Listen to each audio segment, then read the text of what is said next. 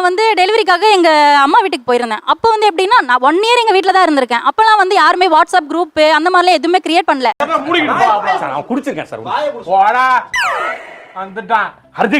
அந்த பொண்ணு எப்ப அவங்க லவ் பண்றாங்களோ, கொழுந்தனார் எப்ப லவ் பண்ண ஸ்டார்ட் பண்ணாரோ அப்பயே ஒரு ஃபேமிலி குரூப், இணை பிரியாதவர்கள் டெய்லி வீடியோ கால் எல்லாரும் கனெக்ட் ஆயிடுவாங்க. அப்ப பேசுவாங்க, என்னமா அவங்க பேர் பிரியா, பிரியா நல்லா இருக்கியா, சாப்பிட்டியா அப்படிலாம் பேசுவாங்க. எங்கடா இருந்தீங்க, நான் கல்யாணம் ஆகி வரும்போது நீங்களா எங்கடா இருந்தீங்க, அந்த மாதிரி இருந்தது. பெரிய மனுஷன் மாதிரி நடந்துக்கோங்க சார். கல்யாணம் ஆகி அந்த புதுசுலலாம் வந்து மாமியார் சொல்லுவாங்க, அவங்க வீட்டுல பாத்தியா அவங்க மருமக வந்து என்னமா நைட்டிலாம் போட்டிருக்கு, நைட்டிலாம் போடலாமா, பொண்ணு மாதிரி ட்ரெஸ் பண்றாளா அப்படிங்களா, ரொம்ப ரொம்ப சாரி சார், அப்படித்தான்டா பேசுவேன், அப்படித்தான் பேசுவேன் அப்படிலாம் சொல்லுவாங்க. அப்ப நான் நினைப்பேன் நைட்டிலாம் அப்ப நம்ம போடக்கூடாது போல, நம்ம மாமியார் அவங்கள சொல்ல நம்மளதான் சொல்றாங்க போல அப்படின்னு நினைச்சிட்டு நான் வந்து நைட்டிலாம் போடவே மாட்டேன் சார். கஷ்டப்பட்டு புடவை கட்டுவேன், காலையிலே எந்திரிச்சு புடவை கட்டி சுடிதார் அந்த மாதிரி தான், சுடிதாரே யோசிச்சு போடுவேன். நைட்டிலாம் போட்டதே கிடையாது. நைட்டு பெட்ரூம்ல மட்டும் தான் நைட்டி. நாங்க வந்து கிரவுண்ட் ஃப்ளோர்ல இருக்கோம், அவங்க ஃபர்ஸ்ட் ஃப்ளோர்ல. என்ன பண்றாங்கன்னு போய் பார்க்கலான்னு போய் பார்த்தா அந்த பொண்ணு டி-ஷர்ட் 3/4 ப்ரோ, எனக்கு சரியா வருது ப்ரோ. இப்போ நைட்ல மட்டும் தான் வியர் பண்ணுவாங்கன்னு பார்த்தா பகல்லையும் இப்படிதான். அப்ப எனக்கு எங்க என் மாமியார் இப்ப எங்க போனாங்க? என்ன நம்ம பேசுறா ஏதாவது பேசுறா. அது எப்படி காலம்பரம் 6 மணிக்கே நம்ம குளிச்சுட்டு பால் காய்ச்சல் நம்ம சாரி எடுத்து தான் வரணும். நைட்டு 10 மணிக்கு எல்லா வேலையும் முடிச்சு போகும்போது சாரியில தான் இருக்கணும். சொல்ல போனா 24 மணி நேரம் புடவையில தான் இருக்கணும். ஆனா சின்ன மருமக அழகா வேலைக்கு போயிட்டு சுடிதார் போட்டு அழகா வருவாங்க. கேட்டா பாவமா வேலைக்கு போறா, போயிட்டு போகுது எடுத்துட்டு போகுது அப்படிம்பாங்க.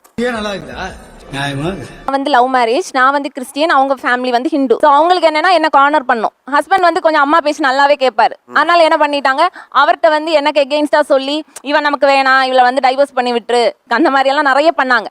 டேய் இப்படிலாம் பண்ணன்னு வச்சுக்கடா, நாசமா போயிருவடா, அழிஞ்சு போயிருவ. இந்த எண்ணத்தை மாத்திக்க, இல்லன்னா நீ அவ்வளவுதான். மூத்த மருமகளா போனப்போ எங்களுக்குள்ள ஹஸ்பண்ட் ஒய்ஃப்குள்ள இருக்க பிரைவசி வந்து எங்களுக்கு அந்த அளவு கிடையாது. அவங்க உள்ள வராங்க அப்படின்னா அவங்க முன்னாடி போய் ஹஸ்பண்ட் கிட்ட கையை பிடிக்க முடியாது, அவர் பக்கத்துல நான் நிக்க முடியாது. கால் வைக்கிற இடமெல்லாம் கண்ணி விடி வைக்கிறாங்களே. நாங்க வந்து எதனா யதார்த்தமா பண்ணும்போது எதிர்த்து நின்னவங்க அவங்க பண்ணும்போது பார்த்து விலகி போறாங்க. வணக்கம் நண்பர்களே, இந்த வீடியோ நீங்க ஃபர்ஸ்ட் டைம் பார்த்துட்டு மறக்காம லைக் அண்ட் சப்ஸ்கிரைப் பண்ணிக்கோங்க. இந்த வீடியோ எந்த ஒரே பாருங்க, உங்களுக்கு பிடிச்சிருந்தா மறக்காம சப்ஸ்கிரைப் பண்ணிக்கோங்க. Thank you guys. இதுக்கெல்லாம் யார் காரணம் தெரியுமா? ஃபர்ஸ்ட் கல்யாணம் ஆகி போற புதுசுல வந்துட்டு ரொம்ப பேம்பர்டா என்ன பாத்துக்கிட்டாங்க. மாமியார் வந்து சாப்பாடு ஊட்டுவாங்க, தூங்க வைக்கிறது கூட பக்கத்துல வருவாங்க. குடுத்து வச்சவன்டா நீ, குடுத்து வச்சவன்டா. இவங்க வந்ததுக்கு அப்புறம் ஒரு சின்னதா கூட எதுவும் பண்றது இல்ல. தலையில எண்ணெய் வச்சு விட்டாங்கன்னா கூட அக்காக்கு மட்டும் அது பண்றாங்க, எனக்கே பண்றது இல்ல. உடல்லாம் எரியுது, வயிறு அப்படியே இழுத்து பிடிக்குது, தலை சுத்தி மயக்கமா வருது. அதனால என்ன, நான் கட்டின வீட்டுக்கு கிரக பிரவேசம் பண்றதுக்கு சபையில உட்காரணும் இல்லைங்களா, அது நான் உட்கார கூடாது, மூத்தவங்க தான் உட்காரணும். என்னடி சொல்ற? ஈவன் ஏன் அம்மா அப்பாவும் சொன்னாங்க, எங்க மாமனார் மாமியாரும் சொன்னாங்க. சரி, நான் அதையும் அக்செப்ட் பண்ணிக்கிட்டேன். யார் சாமி இவன், எங்க இருந்து வந்திருக்கான்? அதுக்கப்புறம் 33 வயசுல ஒரு வீடு வாங்கினேன். ஃபுல்லா கடன் வாங்கி தான் வாங்கினேன். அதுக்கும் அவங்க தான் கிரக பிரவேசத்துக்கு உட்காரணும்னு சொன்னாங்க. உன்னை பத்தி நான் கூட என்ன நினைச்சிருந்தேன், நீ உடம்பு சீப்பாலா இருந்திருக்க. போன வருஷம் செப்டம்பர் 11 என் பிள்ளைக்கு கல்யாணம் நடந்துச்சு. அந்த கல்யாணத்துக்கு பாத பூஜை பண்ற உரிமையையும் இடத்தையும் அவங்களுக்கு தான் கொடுக்கணும், நான் பின்னாடி தான் நிக்கணும். நியாயமா பார்த்தா உள்ள வந்து கேம் ஆடுறது மாமியார், பாலிடிக்ஸ் கேம் ஆடுறது மாமியார். இப்ப சொன்னாங்க பாத்தீங்களா, கிரக பிரவேசம் பண்ணோம், உங்களோட மூத்தாரு அவங்க முன்னாடி தான் உட்காந்தாங்கன்னு, உள்ள போய் வந்து தேய்ச்சி விடுறதே மாமியார் தான். என்னங்க எனக்கு ஒண்ணுமே புரியல.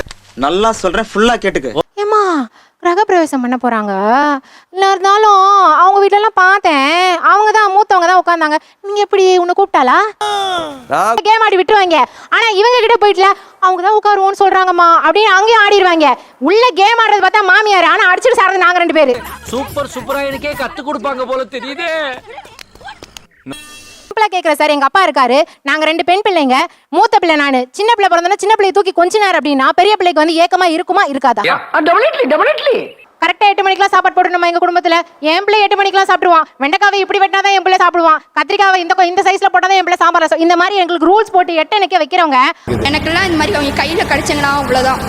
அவங்க வந்த உடனே நம்ம ஆர்டர் போட்ட வேற என்ன பண்றது, உன்னால முடியல பாவம் அப்படிங்கும் போது என்னடா இது, இவங்கள மாதிரி ஆளுங்க இவங்களெல்லாம் பார்த்தாலே நம்ம வந்தப்போ ஐயோ என்னம்மா வெண்டைக்காய் பொரியல்ல வெங்காயத்தை போட்டுட்டு என் பிள்ளை வெண்டைக்காயில வெறும் மிளகுத்தூள் போட்டு பெரட்டினாதாம்மா சாப்பிடுவான்.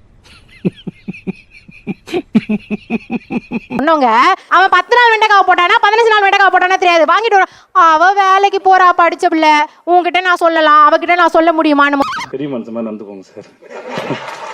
இப்போ நைட் ஷோக்கு போவோம் நாங்க அவங்க இது வரைக்கும் போனதே கிடையாது. நைட் ஷோ போனது கிடையாது. நைட் ஷோவே போனது கிடையாது. உன் மைண்ட் வாய்ஸை நான் கேட்ச் பண்ணிட்டேன். நாங்க லவ் பண்ணி கல்யாணம் பண்ணிட்டோம். அவங்க அம்மா கிட்ட என் பொண்டாட்டி கூட்டு போறேன்னு அவர் தைரியமா சொல்லிட்டு பாரு. அவங்க வீட்டுக்காருக்கு தைரியம் கிடையாது. இல்ல பேச்சு வார்க்க உங்களுக்கு தைரியம் இல்லைன்ட்டாரு உங்க வீட்டுக்காருக்கு. நேராக பயம் அதிகமாகும். சீக்கிரமா பேசுங்க. அவர் வந்து ஒரு இன்ஃபர்மேஷன் வீட்ல வந்து சொல்றாருன்னு வச்சுக்காங்களேன் அம்மா டிக்கெட் புக் பண்ணிட்டேன் நானும் அவளும் போறோம் பிள்ளைங்களை பாத்துக்கோ அட்டா அப்படின்னு போயினே இருப்பார். நம்ம இல்ல மா என்னப்பா இல்லப்பா சினிமா ஐயோ ஒரே தலை சுத்துதுப்பா போட போய் ஸ்ட்ராங்கா டீ வாங்கிட்டு போ. இப்பதான் அவளை கூப்பிடலான்னு பார்த்தேன் பிள்ளைங்களை கொண்டு போய் சீக்கிரமா படுக்க வச்சுட்டு எனக்கு கொஞ்சம் தைலங்களும் போட்டு டீ போட்டு கொடுக்க சொல்லுப்பா முடிஞ்சு போச்சு உள்ள வந்து அம்மா உடம்பு சரியில்லையாம்பா. ஏண்டா டேய் எனக்குன்னே வருவீங்களாடா ஏன்ட்ட சரசம் பண்றக்கே ஓட்டாப்பே உங்களை பெற்றுறாங்களா?